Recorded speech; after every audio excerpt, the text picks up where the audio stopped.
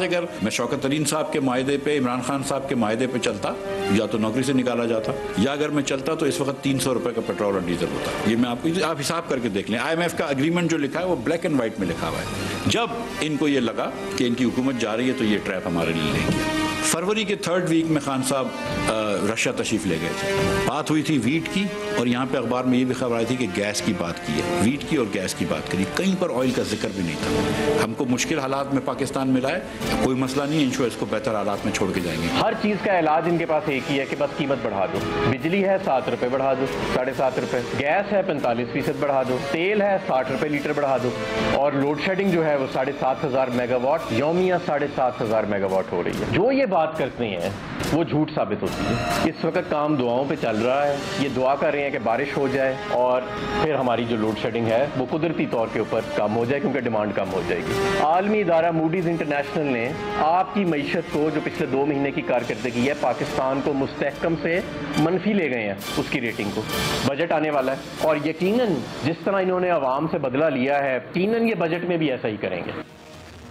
बिस्मिल्लाहिर्रहमानिर्रहीम, अस्सलाम वालेकुम। आप देख रहे हैं प्रोग्राम एक्सपर्ट्स, मैं हूं दुआ जमील। आज के पैनल का हिस्सा हैं अयाज खान साहब, आमिर इलियास राना साहब, मोहम्मद इलियास साहब, फैसल हुसैन साहब और ब्रिगेडियर रिटायर हारिस नवाज साहब। नाज़रीन, पेट्रोल, बिजली और गैस की कीमतों में गैर मामूली इजाफा देखने में नज़र आया। मुल्क भर में महंगाई का तूफ़ान नज़र आता है, डॉलर बेकाबू है। आज रुपये के मुकाबले में डॉलर की कदर में एक मरतबा फिर बड़ा इजाफा देखने में आया। ओपन मार्केट में अमरीकी करेंसी 3 रुपये 94 पैसे महंगी हुई है, जिसके बाद डॉलर 204 रुपये की तारीखी सतह पर पहुंच चुका है। इसके साथ ही बिजली की बात करें तो बदतरीन लोड शेडिंग का सिलसिला भी जारी है। गवर्नमेंट ने यह दावा किया था कि आज से बिजली लोड शेडिंग कम होकर 3.5 घंटों तक आ जाएगी, लेकिन इसके बावजूद बड़े शहरों में 6 और देही इलाकों में 12-12 घंटे की लोड शेडिंग जारी है। गवर्नमेंट ने पेट्रोल और बिजली की बचत के लिए किफ़ायत शुआरी मुहिम का ऐलान किया है। वफाकी काबीना ने वुज़रा और सरकारी अफसरान के फ्यूल में 40% कटौती की मंजूरी दी है। हफ्ते की छुट्टी बहाल कर दी है। बैरून मुल्क दौरों, इलाज और सरकारी गाड़ियों की खरीदारी पर मुकम्मल पाबंदी लगा दी गई है। सरकारी मीटिंग्स वर्चुअल पर होंगी। तमाम सरकारी दफातर में लंच, डिनर और हाई टीज़ पर मुकम्मल पाबंदी होगी। ताहम मार्केट की जल्द बंदिश के हवाले से अभी तक कोई फैसला नहीं हो सका। इसी हवाले से एक्सपर्ट्स के लिए पहला और बड़ा सवाल से पहले आप सबसे गुजारिश है, वक्त का ख्याल रखिएगा, आज वक्त मामूल से कम है। आमिर साहब, मैं आपसे आगाज़ करूँगी। आपके ख्याल में क्या गवर्नमेंट की किफ़ायत शुआरी मुहिम से आपको लगता है ये सूरत हाल संभल पाएगी? देखिए, सूरत हाल तो फ़िलहाल नहीं संभलेगी, बिल्कुल क्लियर बात है। हाँ, लेकिन कुछ ना कुछ बेहतरी के जब आप कदम उठाते हैं तो लोगों में ये एहसास शायद हो जाए कि हाँ, हुकूमत को फ़िक्र मौजूद है कि जो सूरत हाल हमारे साथ बन रही है, कोई इक़्तिदार के ऐवानों में भी उस पर, क्योंकि सोशल मीडिया पे बड़ा मुतालबा था कि जी सरकारी अफसरों को, बड़े बड़े लोगों को, मैं तो अदलिया से अपील करूँगा कि उनके ऊपर सबसे ज़्यादा तनकीद इसलिए आई कि 450 लीटर कहीं लिखा हुआ है किसी जज का, किसी का कुछ, उनकी तरफ से भी जैसे वो तनख्वाह अपनी खुद बढ़ा देते हैं, अलाउंसेस बढ़ा देते हैं, तो यहाँ पे वो भी किफ़ायत शारी मुहिम में हिस्सा लें, वो भी कम करें, हाई कोर्ट्स भी रिस्पेक्टिव कम करें। हुकूमत ने अगर काबीना पे किया है, सरकारी अफसरों पे किया है, तो सब लोगों को जिनके पास अपना इख्तियार है वो भी कम करें, ताकि कोई ये असल में इससे कोई बड़ा फ़र्क नहीं पड़ना, लेकिन एहसास बनना है कि हाँ जी, अगर हम पे पेट्रोल की कीमत का बम गिराया जा रहा है मुसलसल ज़ालिमाना तौर पे, तो ये जो बड़े लोग बैठे हुए हैं, जो एयर कंडीशनरों में बैठे हुए हैं, देखिए ना, शहबाज शरीफ साहब ने जल्दी में वो फैसला किया हफ्ते की छुट्टी ख़त्म करके, अब वापस लेना पड़ा, लेना चाहिए था, पहले ले लेना चाहिए था, अब भी कर लिया, और दिन गुजर जाते तब भी हम चीखते रहते कि जी आपको क्या फ़ायदा हुआ इसके काम करने का, फ़र्क नहीं पड़ता, लेकिन अच्छा है कि एहसास हुआ है।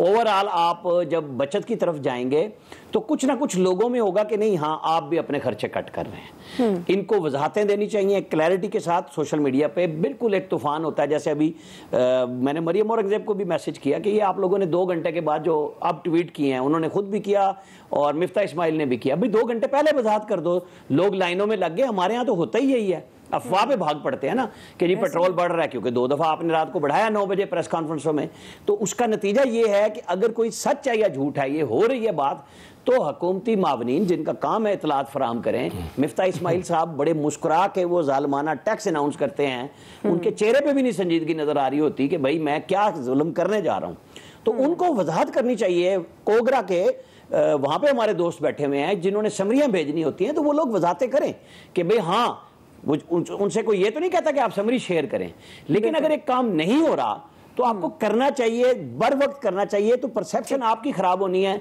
फिर आप चीखो पुकार करेंगे, वजाहतें करेंगे, वक्त गुजर जाएगा। बहुत अच्छे काबीना ने इस सेंस में फैसले किए हैं कि हम लोगों के साथ शरीक होने जा रहे हैं। हम इसको वॉच भी करेंगे, इस पे बात भी करेंगे कि जो फैसले किए हैं उन पे अमल दरामद किस तरह होता है। बिल्कुल रेगुलर हम देखेंगे इसे। सही जी आया साहब। देखिए, मिफ्ता की मुस्कुराहट तो बनती है दुआ, उसकी वजह ये है कि वो उन्हें तो फ़र्क नहीं पड़ना ना, बिजनेसमैन है वो, अपनी प्रोडक्ट्स की कीमत बढ़ा के वो हमसे ले लेंगे, पेट्रोल के भी पैसे ले लेंगे और बिजली के भी ले लेंगे, इसलिए वो तो अपनी जगह बिल्कुल ठीक है। लेकिन आज जो मैं लाइनें देखी और सिर्फ एक मैं तो कहूँगा मजाक ही किया था मिफ्ता इस्माइल साहब ने कि कीमतें बढ़ा रहे हैं और उस पर इतनी बड़ी लाइन लगी, तो मुझे ख्याल आ रहा था कि वो तो नाहिल थे, नालायक थे। उनके दौर में ये लाइनें लगती, मुझे हैरत नहीं होती थी कि यार इनको तो पता ही कुछ नहीं, ये तो बड़े समझदार लोग हैं, बहुत एक्सपीरियंस्ड लोग हैं, ये तो दावे भी यही कर रहे थे। आज वो कह रहे थे ना वो मायदे में सब कुछ मौजूद है। मिफ्ता इस्माइल साहब, मैं उस मायदे को मानता ही नहीं हूँ। उस मायदे को उनको पूरा करने देते आप, उनको ख्वार होने देते, उनको गालियां पढ़ने देते ना आप। क्यों आपने वो गालियां अपनी तरफ मोड़ ली आके, उनसे ये इक्तदार लेके कि जी बड़ा शौक था आपको, और आपको यकीन था। ये जब पहली बार आपको याद होगा जब जा रहे थे IMF से मुज़ाकरात के लिए तो बड़े कॉन्फिडेंट थे, इनको लग रहा था कि कोई इशू ही नहीं है, क्योंकि हम जा रहे हैं ना, हम बात करने लगे हैं, इसलिए वो फौरी मान जाएंगे जो भी हम कहेंगे। बहरहाल वो तो जो होना था हो गया, लेकिन ये बिल्कुल ठीक आमिर कह रहे थे कि कुछ तो करना पड़ता है गवर्नमेंट को। प्राइम मिनिस्टर ने ये जो ऐलानात किए हैं, हफ्ते की छुट्टी बहुत देर कर दी उन्होंने। मुझे याद है वो लास्ट मंथ उनसे हमारी CPNE की जब मीटिंग हुई थी तो मैंने ही उनसे ये रिक्वेस्ट की थी कि प्राइम मिनिस्टर साहब, दुनिया स्मार्ट वर्किंग की तरफ जा रही है, 4 दिन हफ्ते का कॉन्सेप्ट आ रहा है और आपने एक छुट्टी खत्म कर दी। और मैंने कहा बाकी छोड़ दें, वो जो एनर्जी ज़ाया होगी उसको लग, आप सिर्फ एक क्लर्क का सोच लें जिसने बेचारे ने एक एक्स्ट्रा दिन मोटरसाइकिल पे दफ्तर जाना और दफ्तर से घर आना, उसका पेट्रोल कितना एक्स्ट्रा लग जाएगा। उस वक्त अभी 60 रुपए पेट्रोल महंगा नहीं हुआ था, ये पुरानी कीमतें थी, इसके बावजूद फर्क पड़ता है। लेकिन वो बहरहाल उस वक्त उनका चूंकि मूड नहीं था, वो जब एक दफा फैसला कर लेते हैं तो आपको पता है ना, फिर खुद की भी नहीं सुनते वो, क्योंकि फैसला कर चुके थे। तो एक दो और मैंने बातें करने की कोशिश की, उन्होंने कहा नहीं नहीं यार साहब अब इस पे मजीद बात नहीं होगी, कोई और बात करते हैं। मैंने कहा जी चलो बेहतरीन, चले खैर बड़ा अच्छा किया, 40% वो भी। और आमिर की बात बिल्कुल ठीक है, अदलिया पे बहुत ज्यादा तनकीद चूंकि हुई है, हो रही है, तो ये एक ऐसा कोई ऐलान करके कुछ लोगों को तसल्ली हो जाएगी कि हमारे जजेस जो हमें इंसाफ देने के लिए बैठे हुए हैं वो हमारे साथ हैं। वो ये कहते हैं कि ठीक है जी, अगर कौम पे एक मुश्किल आई है और मईशत के ये हालात हैं तो हम भी अपना उसमें हिस्सा डाल देंगे, तो ये बड़ा अच्छा हो जाएगा जेस्चर। लोग यकीनन दुआएं भी देंगे और ये बेहतरीन मौका है दुआएं लेने का, ले लें अगर मेरा तो ख्याल है। लेकिन मैं समझता हूं कि जो भी जितना कुछ किया है इससे बहुत ज्यादा फर्क नहीं पड़ेगा, लेकिन और चीजें करने से जाहिर है लोगों में भी एक एहसास आता है कि हमारी हुकूमत अगर ये कर रही है तो फिर हमें भी थोड़ी सी एहतियात करनी चाहिए। जी ब्रिगेडियर साहब, जैसे अयाज साहब कह रहे हैं कि ये तो अहल थे, अगर ना अहल गवर्नमेंट में ये लाइनें लगती तो हमें हैरानी भी होती। अब जाहिर है उस तरह की सिचुएशन है। आपको क्या लगता है, IMF के साथ इनके बड़े अच्छे ताल्लुकात थे, ये खुद क्लेम करते थे, अब जो जिस तरह के इकदाम उठाए जा रहे हैं उनसे लगता है आपको ये जो इस वक्त मौशी बहरान है उसको संभाल लेंगे? दुआ, ये जो अरेंजमेंट्स कर रहे हैं ना, ये माइक्रो लेवल की चीज़ें हैं कि आपने 40% एक्सपेंडिचर कम कर दिया, 10 अरब 12 अरब का फ़र्क पड़ेगा। जो करने वाली है डूएबल है वो करना चाहिए। अभी आपने कितने रूल चेंज किए, इमीडिएटली आपके इलेक्टोरल रिफॉर्म्स कर दिए, फिर उसके बाद आपने नैब के कवानीन चेंज किए हैं, फिर नैब के चेयरमैन के लिए आपने पब्लिक अकाउंट कमेटी का चेयरमैन लगाया जो नूर आलम, आपको पता है उसकी क्या मॉरल वैल्यू है, राजा रियाज लगा लिया। तो आप FDR में चेंजेस करें ना, जहां आपको 2 से 3 हज़ार अरब 2000 to 3000 रुपीज बिलियन रुपीज ये एक साल में वहां पर चोरी होता है। कराची कस्टम में देख लें, आप इस्लामाबाद कस्टम में देख लें, व्हाट इज हैपनिंग। हमें वो चीज़ें करनी, ये ड्रास्टिक एफर्ट हैं जो मैक्रो लेवल पे आपको रिकवरी कर सकते हैं। हम अब वर्ल्ड बैंक को बता सकते हैं, देखिए हमने इधर से 400 अरब रुपया निकाल लिया, बचा लिया, और हम प्राइस नहीं बढ़ाएंगे। इट इज़ वेरी इजी कि आप वो बात कर रहे हैं because they are not concern about your political problems, तो वो तो कहेंगे आप बढ़ाते जाएंगे। फिर जिस तरीके से आप बात करते हैं Mufta Ismail, I know him, I lot respect for him, but he doesn't laugh. Honestly बड़े अजीब से लगता है। You should have a pain of your people के अभी बढ़ाने से उनको क्या इफेक्ट होगा। आज की लाइनों से अंदाजा लगाएं कितने परेशान अवाम है जी। जुडिशरी की हम बात करें, जुडिशरी में देखें, जुडिशरी में इट्स नॉट ओनली का एक्सपेंडिचर।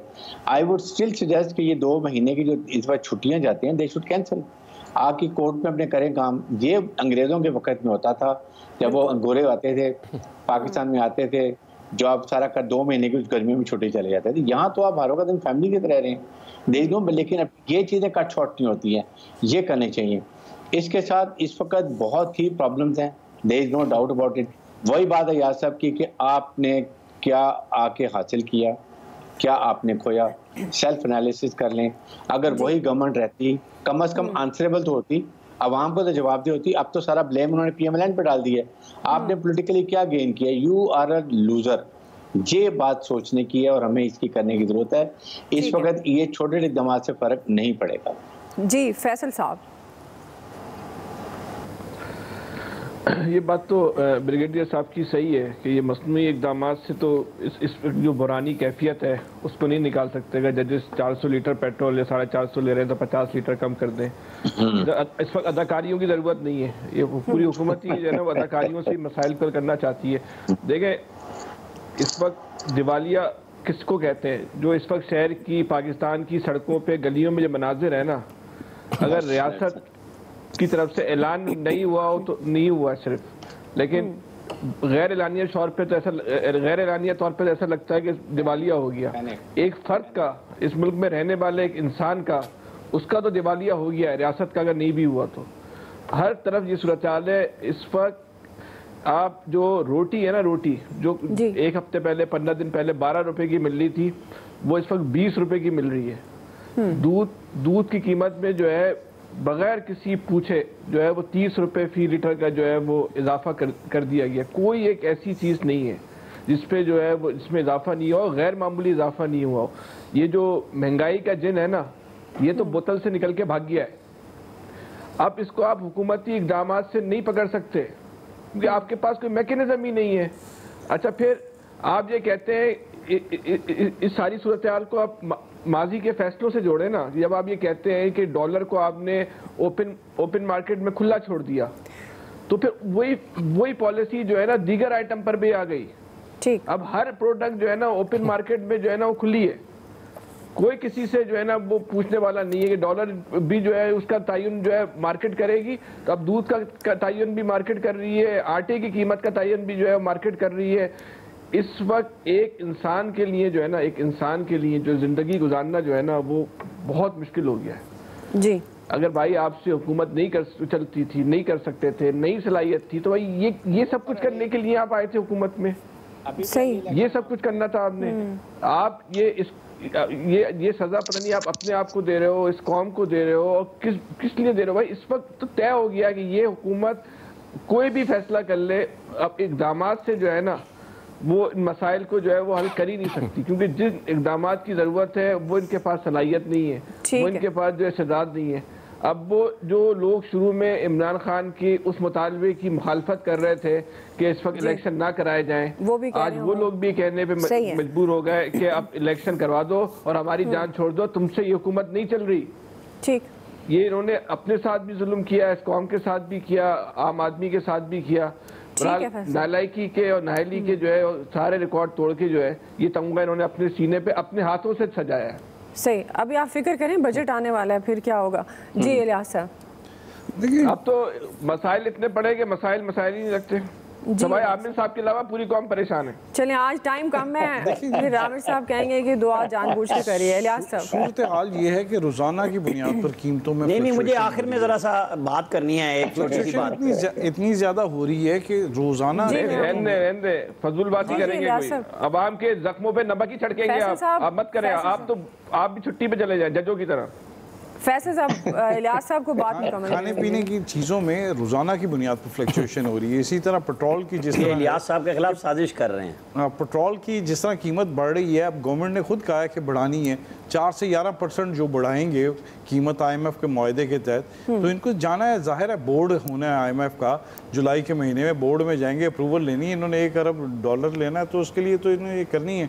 अभी तो और भी करनी है, जो सरकारी इदारे हैं जो खसारे में जा रहे हैं उनका भी खसारा पूरा ख़त्म करना है, उसका टारगेट है, उनको जो टारगेट अचीव करने, ये तो रोज़ाना की बुनियादों पर ये डॉक्यूमेंट्स IMF को भेज रहे हैं कि जी हमने ये पूरा कर लिया, ये पूरा कर लिया। इन्होंने तो अब हर चीज़ बतानी है। जाहिर है पिछली गवर्नमेंट ने भी जो मुआहदे किए थे, अब इनको भी ये वो पूरे करने पड़ने। लोन लेने के लिए अपना जो प्रोग्राम जारी रखने के लिए करना पड़ेगा। अब पिछली गवर्नमेंट जाती दफ़ा रिवर्स कर गई थी कुछ अपने प्रोग्राम, अपना जो एजेंडा था उसको रिवर्स करके पेट्रोल की कीमतें और बिजली में सब्सिडी हुआ, तो इसकी वजह से ये नुकसान तो ये हुआ कि इनको लोन की अगली किस्त मिलना मुश्किल हो गई। अब ये कर रहे हैं तो अब जाहिर है इनको 1.5-2 महीने तक तो कोई नहीं नज़र आ रहा, तो उस सूरत में गैर यकीनी सूरत हाल में इसी तरह रहेगी। और ये गवर्नमेंट ने पहले तो कहा था कि जी हमने सिर्फ अर्ली इलेक्शन के लिए ये टेक ओवर किया है, अब लेकिन अर्ली इलेक्शन के बाद इन्होंने कहा कि जी अब पूरा 1.5 साल गुजारते हैं, तो 1.5 साल में तो नहीं इतनी सूरत हाल कंट्रोल होते नजर आते। अब ये है सूरत हाल, रोजाना की बुनियाद पर इनको अपना आपको बचाने के लिए कुछ ना कुछ करना पड़ेगा। अब ये तो जाहिर है लोगों को बता रहे हैं जी पिछली गवर्नमेंट के जी हम सारे गुनाह उठा रहे हैं या कर रहे हैं, असल जो पिस रहे हैं लोग, अवाम पिस रहे हैं। अवाम देखें ये तो सारी कीमतें पूरी कर लेंगे, इंडस्ट्री वगैरह जो है, अवाम एंड जो यूजर एंडर है वो तो चीखेगा, मारेगा, उसकी कुव्वत खरीद कम होगी, गुर्बत और बढ़ जाएगी मुल्क। ठीक हो गया जी। आमिर कुछ कहना चाह रहे हैं क्विकली? अरे अवाम के रकबे पे नमक छिड़की है, अब आगे बढ़े। जी आमिर साहब मुझे ब्रेक पे जाना। बोरिस जॉनसन अपनी ही जमात के वोटों से बच भी गए और अपनी ही जमात के लोगों ने वोट उनके खिलाफ भी दिए। ठीक है जी, वहाँ पे जो जिस इमरान खान को सारी दुनिया का पता है ना, उनको नहीं पता। ब्रिगेडियर साहब ने चूंकि नूर आलम का नाम लिया ना, तो वो मैं वजाहत इस सेंस में दे रहा हूँ, आज उसने सिर्फ एक क्वेश्चन किया एक्टिंग चेयरमैन नैब से, और नैब के अंदर इस वक्त बाकायदा स्यापा पड़ा हुआ है और डीजी नैब लाहौर रो रहे हैं और चीख रहे हैं कि ये क्या है, जब उन्होंने कहा है कि असासे ले आओ इनके डीजीज के। सिर्फ यकीन माने जितने डीजी हैं अपने जेरे, सर मुझे बात कर लेने दे, आपकी दुखती रह गया, आपकी दुखती रह गया, मुझे सिर्फ बात कर लेने दे। जितने डीजी हैं नैब के सारे रो रहे हैं, क्योंकि सिर्फ उनके जेरे इंतजाम हाउसिंग सोसाइटियों के प्लाट अगर निकला है ना, यकीन माने लोग इन्हें छितर मारेंगे। जिस तरह वो ईडन वाले के 9 अरब रुपए आखिरी दिन डील करके गए ना सरतापा चेयरमैन, और उसमें पैसे खाए हैं लोग, 11,000 लोगों का जुल्म करके गया आखिरी दिन चेयरमैन नैब, और डीजी नैब लाहौर ने डील कराई। ये कह के खानदान में से एक बंदा ये भी मर गया तो कोई पैसा नहीं मिलेगा। ब्रेक की तरफ जाना है। आज मैं आगाज में रिक्वेस्ट कर दी थी, वक्त हमारे पास कम है, ब्रेक लेते हैं जी। ब्रेक से वापस आएंगे, आसिफ जरदारी हमजा मुलाकात के हवाले से डिस्कशन करेंगे कि क्या तय पाया, इख्तलाफात खत्म हुए, किस तरह से वजारतों की तकसीम होगी। ब्रेक के बाद नाज़रीन, वर्किंग रिलेशनशिप पर पंजाब में PMLN और पीपल्स पार्टी के दरमियान इख्तलाफात बदस्तूर मौजूद हैं और इख्तलाफात को दूर करने के लिए साबिक सदर आसिफ अली जरदारी लाहौर में मौजूद हैं। आज इन्होंने वज़ीर आला पंजाब हमजा शहबाज से एक मुलाकात की है, जिसमें वर्किंग रिलेशनशिप समेत अहम मामलात पर तबादला ख्याल किया गया है। इस मुलाकात में इख्तलाफात दूर हुए या नहीं, इस पर हम बात करेंगे, लेकिन खबर ये भी आई है कि मुलाकात में पंजाब में PMLN और पीपल्स पार्टी ने ज़िमनी इलेक्शन मिलकर लड़ने पर इत्तफाक किया है और इमरान खान का मुकाबला करने के अज़्म का अयादा किया है। इसी हवाले से सवाल इलियास साहब मैं आपसे आगाज़ करूंगी। बेसिक सवाल तो मेरा यही है आपसे कि जरदारी साहब और हमजा शहबाज के दरमियान मुलाकात में आप बताएं कि मामलात तय पा गए हैं, क्या इत्तेफाक हुआ है, ज़िमनी इलेक्शन मिलकर लड़ेंगे या पीपल्स पार्टी और नून लीग? जी, इसमें जो सबसे बड़ी अहम बात है कि ज़िमनी इलेक्शन जो इकट्ठे मिलकर करना चाहिए। जरदारी साहब के लिए पंजाब बहुत अहम है, तो इस हवाले से वो आए और आज ज़िमनी इलेक्शन के लिए तो हो गया कि जी इकट्ठे मिलकर लड़ेंगे जो भी सीटें हैं पंजाब में 20। लेकिन इसके साथ साथ जो सबसे बड़ी बात है कि जो वजारतों का जो मसला पड़ा हुआ था, तो पंजाब में से 5 वजारतें वो ले रहे हैं और उन्होंने अपनी पसंद की, जैसे पहले उनको ज़राअत वगैरह दी जा रही थी, अब PNWD और इस तरह CNW और जो अहम वजारतें हैं वो लेने के लिए बातचीत हो गई। अगरचे अभी बताया नहीं जा रहा, लेकिन यह है कि मामला तय पा गए हैं।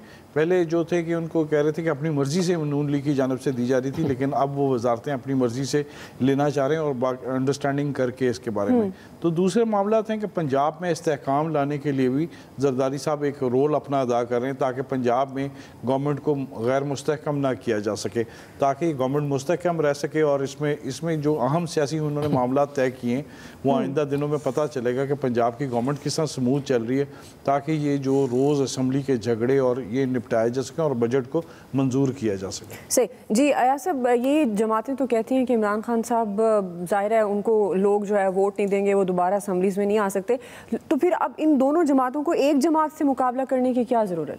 अच्छा, एक तो ये है कि वो वजारतों की बात है, वजारतें आज तय हो गई हैं। अब ये जरदारी साहब ने और पीपल्स पार्टी ने फैसला करना है कि किसको कौन सी वजारत देनी है, वो तो मामला तय हो गया। ज़िमनी इलेक्शन में पीपल्स पार्टी ने हर हल्के में कागजात जमा करा दिए अपने उम्मीदवार के। वो असलम गिल वाला हल्का जो वो लड़े थे 30-33 हज़ार वोट लिए थे, वहाँ नीचे 2 हो चुके हैं, वो दोनों में करा दिए। जरदारी साहब की असल नज़र है जनरल इलेक्शंस पे, इस इलेक्शन से उनको कोई ख़ास फ़र्क नहीं पड़ने वाला। ज़ाहिर है वो आप जनूबी पंजाब में वोट है भी उनका, यहाँ तो इतना नहीं है, लेकिन जनूबी पंजाब बिल्कुल है, तो वो कुछ एहसान भी चढ़ जाएगा नून लीग पे कि देखिए जी हम अपने बंदे बिठा देते हैं, तो उसके बाद जो नेक्स्ट हमने करना है जनरल इलेक्शन में वो कर लेंगे। देखें इस वक्त की जो सिचुएशन है, ये बिल्कुल कहती थी इमरान को वोट कोई नहीं देगा। इस वक्त प्रो इमरान और एंटी इमरान वोट नज़र आ रहा है, जिस तरह से ये सारी इत्तेहादी जमातें इकट्ठी हुई हैं। कल का मुझे नहीं पता जब इलेक्शन होंगे तो क्या सिचुएशन बनेगी। आज की तारीख में ये कहा जा सकता है कि वोट या प्रो इमरान है या एंटी इमरान है, इसलिए ये सारी जमातें इकट्ठी हुई हैं। और जरदारी साहब आपको पता है वो बड़े खिलाड़ी हैं, मुफाहमत के बादशाह भी हैं, जादूगर भी हैं, तो मुफाहमत कर लेते हैं और जाहिर है उसमें फ़ायदा मिल जाता है उनको और वो फ़ायदा हासिल करने की कोशिश कर रहे हैं। ठीक, फैसल साहब। देखिए पूरे जितने भी इत्तेहादी है ना, उसमें कहीं ना कहीं जो है ना मसाइल चल रहे हैं। अब आप एमकेएम के हवाले से मैं आपको बताऊं कि देखिए जब आप कोई सियासी जमात चलाते हैं ना, तो आपको जो है ख़ास तरह की जो है ना हिम्मत, सलाहियत और बसीरत चाहिए होता है। अब एमक्यूएम वालों ने किसी और की पार्टी पर तो कब्जा कर लिया, अभी एमक्यूएम इनकी तो नहीं है, जिसकी भी एमक्यूएम उस पर उन्होंने जो है वो किसी के साथ मिलकर कब्जा तो कर लिया, लेकिन हिम्मत नहीं है पार्टी चलाने की, सलाहियत नहीं है। अब उसकी वजह से हो क्या रहा है कि ये जो एग्रीमेंट होने के बाद, माहिदा होने के बाद भी ये सुबह शाम जो है वो मुज़ाकरात कर रहे हैं, और इनके साथ ये जो 3.5 साल की इमरान खान की हुकूमत थी, जब ये उससे कुछ नहीं ले सके तो ये 3.5 माह की हुकूमत से ये क्या ले लेंगे? अच्छा, लेना भी नहीं चाहते। इनका तो सिर्फ ये है कि जो इनके अपनी मरकजी लीडरशिप है उनकी एडजस्टमेंट कैसे होनी है उस पर लगे हुए, लेकिन ये इतिहाद जो है वो अल्लाह ताला इस हुकूमत पे रहम फरमाए। इनको चाहिए कि डील करना कैसे, तो पहले उसकी तरबियत ले लें, तो उसके बाद ये मुज़ाकरात करने जाया करें। ठीक है जी, ब्रेक लेते हैं। ब्रेक से पसेंगे यही सवाल होगा, आमिर साहब और ब्रिगेडियर साहब का ओपिनियन लेंगे ब्रेक के बाद।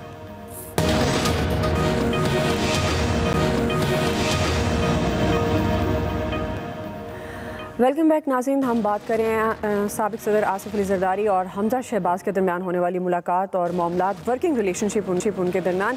आमिर साहब, आपको लगता है कि मामलात तो ज़ाहिर तय पा गए हैं, ज़िमनी इलेक्शन मिलकर लड़ने का ऐलान किया गया है, अगर ये इत्तेहादियों से इख्तलाफात इसी तरह रहे या होते रहे वक्तन फ़वक्तन, तो आपको लगता है नून लीग के लिए ये महंगे पड़ सकते हैं? नहीं, देखें ये तो इत्तेहादियों ने सौदेबाजी करनी होती है और हर इत्तेहादी का यही होता है। जैसे एमक्यूएम मजबूर हो रही है और पीपल्स पार्टी उन्हें मजबूर कर रही है, बात करो, वो मुस्लिम लीग नून कर रही है यहाँ पे, क्योंकि इनके पास 7 MP हैं, इन्होंने 11 वजारतें मांगी हैं, 7 में से 5 डायरेक्ट वजारतें मांगी हैं, 5 में से 3 एडवाइज़र मांगे हैं, 5 स्पेशल असिस्टेंट्स में से 3 स्पेशल असिस्टेंट मांगे हैं।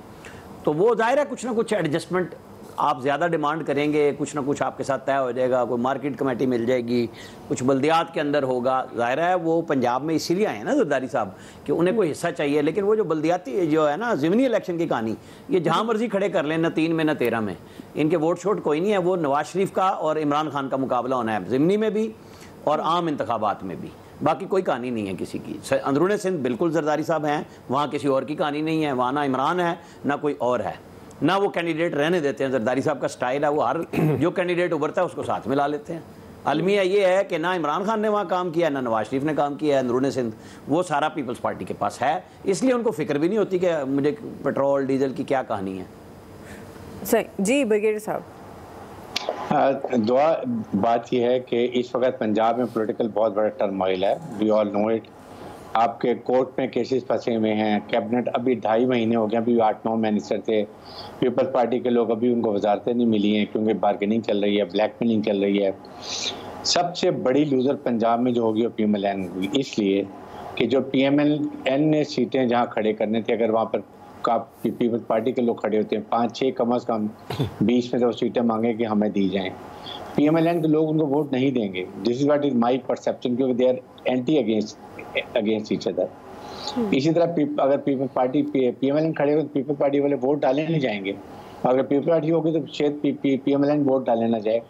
इसमें फ़ायदा जो होगा वो PTI को होगा, क्योंकि उनका वोटर जो है उसने अपने कैंडिडेट को वोट डालना है, घर से निकलेगा what ever the reason, but election का एग्जैक्ट पता नहीं होता है। लेकिन इससे इसी तरह कराची में हो रहा है, जो हालात में पीपल्स पार्टी और MQ में वो भी they not happy, it was a marriage inconvenience.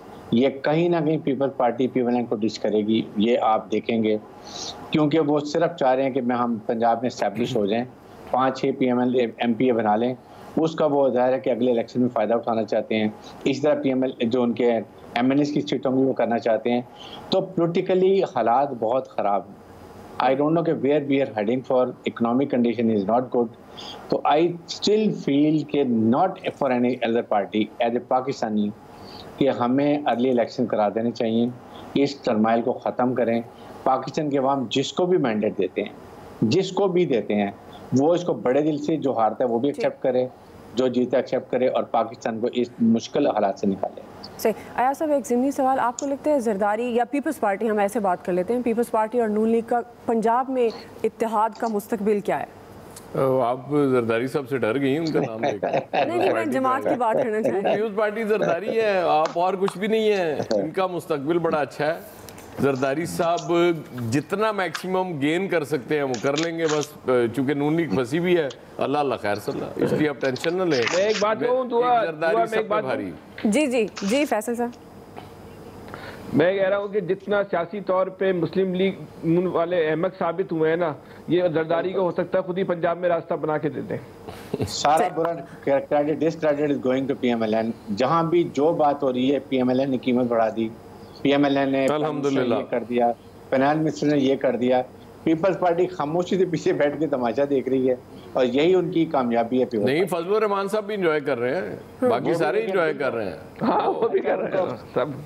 वो जो असद हैं महमूद, वो एज बुत बिठाया तो उन्होंने पीपल्स पार्टी के क्रैप एक वो दरमियान में PMLN, जो कि they are getting all the bad name.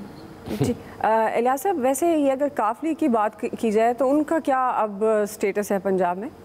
Punjab में काफली बिल्कुल है, PTI के साथ है, बैठ के उनके साथ असम्बली में देखें, उनके साथ बैठ के साथ दे रही हैं और बिल्कुल वो अभी जैसे भी चल रहा है ज़िमनी इलेक्शन में वो उनका सपोर्ट कर रहे हैं PTI को। तो जाहिर है हर किसी ने अपने साथ में मिले हुए हैं, तो जाहिर है उनको नज़र आ रहा है इस टाइम PTI को। तो जो चौधरी परवेज़ लाई साहब ने बिल्कुल अभी तक यानी वाज़ह नहीं किया, लेकिन पता चल रहा है कि PTI को सपोर्ट करेंगे इलेक्शन में, ज़िमनी इलेक्शन में। तो आइंदा इंतखाबात में उनका इत्तेहाद कोई नहीं नून या पीपल्स पार्टी के साथ? नून और नहीं, वो तो कोई अभी इत्तेहाद की बात नहीं हुई, लेकिन उनसे ये है कि कल जैसे चौधरी शुजात के बेटे उनसे मिले थे और हमजा शहबाज से, क्योंकि वो पहली कौमी असम्बली में उनके साथ जा चुके हैं, तो इस सिलसिले में ये आपस में मुलाकातों का सिलसिला तो जारी है। बहन जी, ये मुलाकातों का सिलसिला जारी रहना चाहिए, यही एक सियासतदानों की मसरूफियात होती हैं और यही सियासत है जो हमारे मुल्क में है। कोई किसी का किसी के साथ इत्तेहाद और इसी इत्तेहाद को लेकर फिर इलेक्शन में जाते हैं। सवाल वही रहता है कि अवाम के लिए फिर कौन सोचता है, अवाम को रिलीफ देने के लिए कौन सी गवर्नमेंट या कौन सी सियासी पार्टी काम करती है, और फिर वही सियासी जमात, वही लीडर, वही लोग आगे रहते हैं। एक्सपर्ट्स की राय आप जान चुके हैं। आज के एक्सपर्ट से इतना ही, फीडबैक दीजिएगा, ख्याल रखिए, अल्लाह हाफ़िज़।